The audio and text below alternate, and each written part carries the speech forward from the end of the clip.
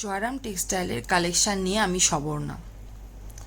আজকের কালেকশান আপনাদের জন্য আমি নিয়ে এসেছি সিল্ক বেনারসি। বেনারসি আমাদের কাছে অন্যরকম মাধুর্য। যারা বিয়ে করবে বলে ভাবছো বা যাদের বিয়ে হয়েও গেছে,